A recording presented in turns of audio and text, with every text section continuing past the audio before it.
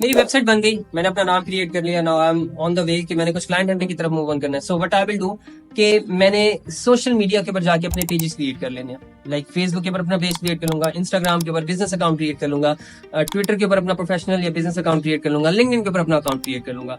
अब ये सारी अकाउंट्स क्रिएट करने के बाद मैंने इन सारे के सारे अकाउंट्स के ऊपर अपनी प्रोफाइल्स प्रोफेशनली क्रिएट कर लेनी है। लाइक मेरी इमेज, मेरा कवर फोटो, मैं जिस चीज के ऊपर स्पेसिफिकली काम कर रहा हूँ उस चीज के बारे में क्या करूंगा कि लोगों को बताना शुरू कर दूंगा कि I am doing this, I am doing this. बताना इन टर्म ऑफ पोस्ट नहीं, बट अभी हम सिर्फ अपने पेजेस रेडी कर रहे हैं, हमने पेजेस बना रहे हैं सो दैट के लोगों को समझ आ जाए कि मैं करना क्या चाह रहा हूँ या मैं क्या कर रहा हूँ अभी तक। उससे फायदा ये होगा कि जब भी कोई बंदा सोशल मीडिया के आपका पेज सर्च आउट करेगा तो आपके लिए वो चीज आसान हो जाएगी। अच्छा, अब हो सकता है कि आप 4 से 5 सोशल मीडिया जो अकाउंट्स हैं उनको मैनेज कर रहे हो, तो उसके लिए आप एक टूल है जिसका नाम लिंक ट्री है, उसको यूज करके आप अपने सारे के सारे सोशल मीडिया चैनल्स को एक ही जगह पे ट्रैक कर सकते हो। और लाइक उसका फायदा ये भी है कि जब सारे सोशल मीडिया प्लेटफॉर्म एक प्लेस पे होंगे और someone is on your social media platform, किसी भी सोशल मीडिया प्लेटफॉर्म पे है, तो बाकी सोशल मीडिया प्लेटफॉर्म्स को भी हैंडल कर सकता है। और लिंक ट्री आपको एनालिटिक्स भी दिखा रहा होता है, रिपोर्ट भी दे रहा होता है कि कितने लोग आए, कितने लोगों ने विजिट किया।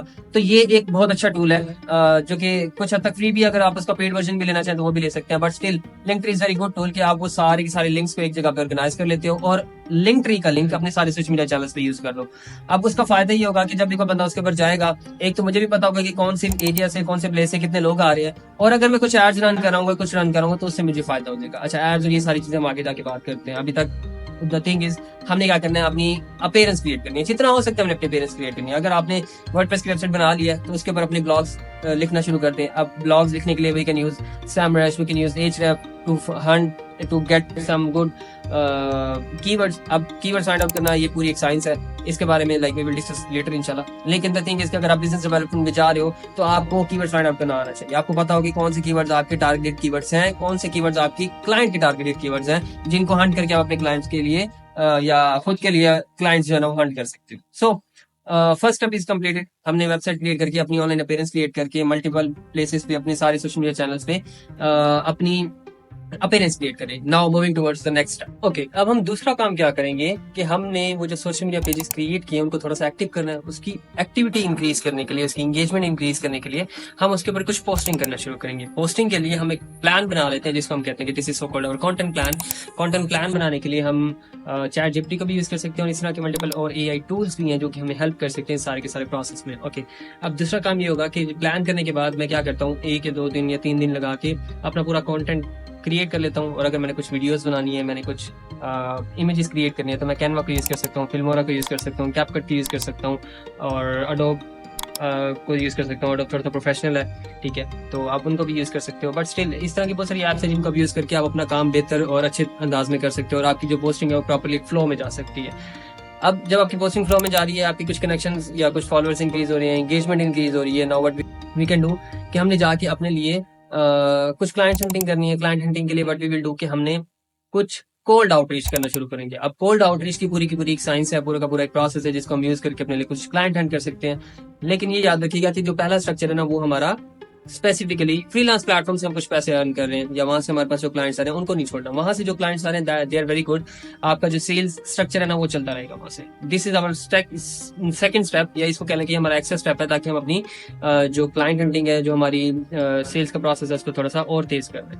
ठीक है, so now moving on towards our third part. और थर्ड पार्ट पे जाने से पहले मैं आपको कंटेंट अपलोडिंग के 2 से 3 स्केजुलिंग के टूल्स बता दूं। लाइक एक buffer.com है, हॉटसूट है और इस तरह के और भी बहुत सारे टूल्स मिल जाएंगे आपको। But still they will help you in making your content scheduled in a way.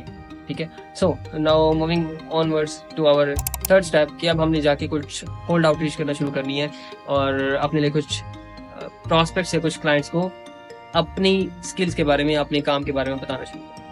So cold outreach के लिए व्हाट वी कैन डू कि हमने जो भी अपनी प्रोफाइल क्रिएट की है, फॉर एग्जांपल मेरे फॉलोअर्स कुछ इंस्टाग्राम पे ज्यादा हो गए हैं या लिंक्डइन पे ज्यादा हो गए हैं या फेसबुक पे ज्यादा हो गए हैं, जहां पे भी मेरे फॉलोअर्स ज्यादा हो जाएंगे मैंने उसके ऊपर, उस स्पेसिफिक प्लेटफॉर्म के ऊपर थोड़ा सा ना गौर ज्यादा करना शुरू कर देना, थोड़ा सा टाइम ज्यादा इन्वेस्ट करना शुरू कर देना। फॉर एग्जाम्पल फेसबुक पे ज्यादा है तो वहाँ पे जाके मैं कुछ और मल्टीपल ग्रुप्स ज्वाइन कर, ताकि वहाँ पे मेरी एंगेजमेंट और मेरा जो फॉलोअर वाला पार्ट है थोड़ा सा और इंक्रीज हो जाए। अगर इंस्टाग्राम पे फॉलोअर्स ज्यादा आ रहे हैं तो दैट इज गुड, वहाँ पे अपनी कॉन्टेंट की एंगेजमेंट और कॉन्टेंट की जो फ्लो है ना उसको थोड़ा सा ज्यादा कर लेंगे।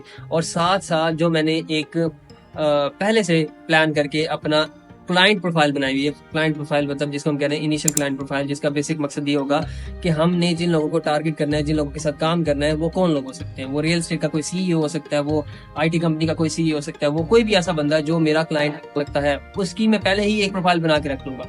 ठीक है, आईसीपी बनाना बहुत जरूरी है। उसको बना के आपके आधे से ज्यादा मसले हल हो जाएंगे और आपके पास रोड मैप इसे हम समझ आना या नजर आना शुरू हो जाएगा। सो हम क्या करेंगे कि हम एक लिस्ट क्रिएट कर लेंगे यूजिंग गूगल और यूजिंग दीज प्लेटफॉर्म्स, और उनको यूज करते हुए अपने लिए कुछ क्लाइंट हंटिंग की तरफ मूव ऑन कर रहे हैं। तो मैं क्या करूंगा, जो मेरे प्रॉस्पेक्ट्स हैं या जो मेरे टारगेट कस्टमर्स हैं, मैं उन लोगों के साथ कनेक्शन बिल्ड करना शुरू करूंगा। लिंक्डइन के ऊपर आप कनेक्शन बिल्ड करना शुरू कर देते हो, इंस्टाग्राम के ऊपर आप उनको कनेक्शन रिक्वेस्ट भेज देते हो या उनके फॉलोअर बन जाते हो, और फेसबुक के ऊपर आप उनके ग्रुप्स भी ज्वाइन कर सकते हो। मतलब बहुत सारे सीईओज ने अपने ग्रुप्स बनाए हुए होते हैं, या फिर आप उनकी प्रोफाइल्स के बजाय कुछ एंगेजमेंट भी करना शुरू करते हो। जब आप उनके साथ कुछ एंगेज करना शुरू करते हो तो वो आपको नोटिस जरूर करते हैं। जो आपको नोटिस करते हैं, और अगर आपका साथ ही साथ भी मैसेज गया हुआ होगा कि for example, hi Hamza, I am doing creative designing and I can help you in your creative post और समथिंग। सो क्या होगा कि जब आप मेरी पोस्ट के ऊपर बहुत ज़्यादा इंगेज करोगे, सो आई विल ट्राई, मैं कोशिश करूंगा कि मैं देख लूँ कि आपको कोई मैसेज वगैरह या कुछ इस तरह वाली चीज़ अगर कुछ आई भी है। जब मैं आपको कुछ मैसेज देखूंगा वहाँ पे आपने मुझे पिच किया होगा, और अगर मुझे उस बंदे की या उस काम की ज़रूरत हुई तो मैं आपको ज़रूर मैसेज करूंगा और आपसे बात करने के बाद कोशिश करूंगा कि लाइक अगर मुझे उस काम की जरूरत है तो मैं आपसे काम ले लूँ। ठीक है, so this is our third step. और इसमें हमने क्या किया, हम मल्टीपल लोगों को मैसेजेस करना शुरू करेंगे। अब मैसेजेस यूं नहीं करने कि कुछ भी उठा के मैसेज कर दो, कुछ भी उठा के नहीं करना, या उनको ये नहीं कहना कि भाई buy from me, have my services, I will give you my best, और ये इस तरह वाले नहीं करना। व्हाई नॉट कि एक स्ट्रैटेजिक वे यूज किया जाए जिसके थ्रू लोग आपके पास आना शुरू हो जाए, and you will help them in your own way, और आप उनके लिए कुछ अच्छा क्लाइंट उनके लिए कुछ अच्छा बना लोगे तो वो आपके लिए भी एक अच्छे क्लाइंट्स बन सकते हैं और आपको कुछ अच्छे पैसे भी दे सकते हैं। अब अगर कोल्ड मार्केटिंग साइंस की बात की जाए तो उसमें जो प्रोसेस हम यूज करते हैं दैट इज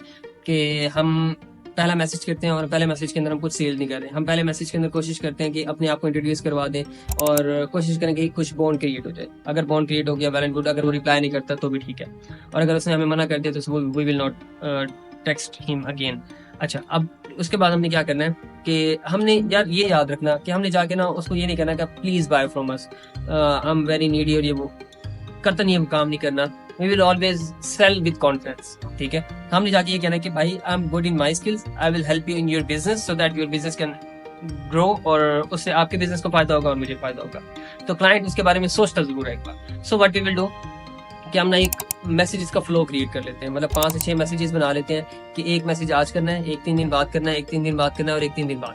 ठीक है, तो उससे क्या होगा कि अगर पहला मैसेज उसने इग्नोर किया, दूसरा उसने इग्नोर किया, तीसरा उसने इग्नोर किया, और चौथे में अगर उसको समझ आ गया कि हाँ आप और मैं कहीं काम कर सकते हैं, तो वो जरूर मुझे मैसेज करेगा। वरना एटलीस्ट उसके माइंड में एक बात जरूर बैठ जाएगी, यार ये फलां बंदा मुझे टारगेट कर रहा था, अगर उससे रेलेवेंट उसको कोई काम होगा या कुछ होगा तो आप कॉन्टेक्ट जरूर। सेम काम आप लिंक्डइन पे भी कर सकते हो, सेम काम आप फेसबुक पे भी कर सकते हो, सेम आप ट्विटर पे भी कर सकते हो, आप इंस्टाग्राम पे भी, मतलब सारे के सारे सोशल मीडिया प्लेटफॉर्म्स पे ये काम किया जा सकता है। ठीक है, अब होगा क्या कि जब आप ये कॉल्ड मैसेजेस करना शुरू करोगे तो आपके पास इंटरेस्टेड और नॉट इंटरेस्टेड के मैसेजेस आना शुरू हो जाएंगे।